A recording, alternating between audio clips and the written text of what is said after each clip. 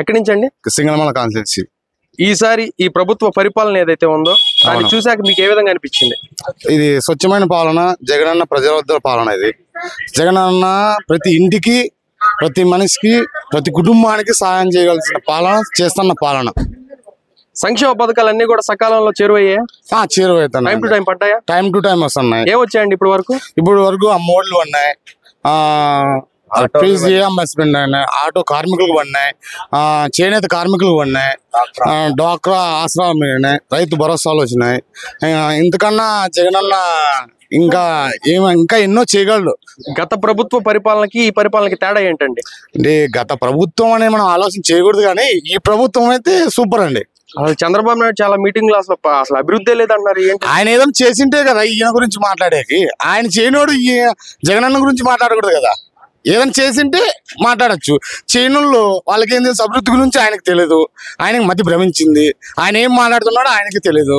ఊరికే కాన్ఫరెన్స్ లో రావడం, అక్కడక్కడ ప్రచారాలు చేయడం, క్యాండిడేట్లను దూషించడం, దుష్ప్రచారం చేయడం, తక్కువ చేసి మాట్లాడడం. ఆయనకి మతి భ్రమించిన ఒక వృద్ధ నాయకుడు ఆయన. ఎట్లుంది ఈసారి ఎర్లగుంటలో పరిస్థితి రాజకీయంగా చూస్తే? ఎవరు వస్తారు? రాజకీయంలో 100% జగన్ వస్తాడు. జగనే వచ్చాడా? ఎట్టి పరిస్థితుల్లో జగన్ వస్తాడు. ఆయన కావాల్సినది పిల్లోళ్ళకి, పెద్దోళ్ళకి, ప్రతి ఒక్కరికి లేదనుకోని సహాయం చేసినాడు కాబట్టి 100% జగనే వస్తాడు. అయితే మీరు పెద్దోళ్ళు, ఎంతో అనుభవం ఉంటది కాబట్టి గత ప్రభుత్వాన్ని చూసినారు, ఈ ప్రభుత్వాన్ని చూసినారు. 76 ఏళ్ళు సర్వీసులో ఇటువంటి ముఖ్యమంత్రి ఇంకా వస్తాడో రాడో తెలియదు. కాబట్టి ఈయన ఎట్టి పరిస్థితుల్లో ఈయన చేసే సేవలు ఇంకా మిగతా వాళ్ళు ఎవరితో కాదు.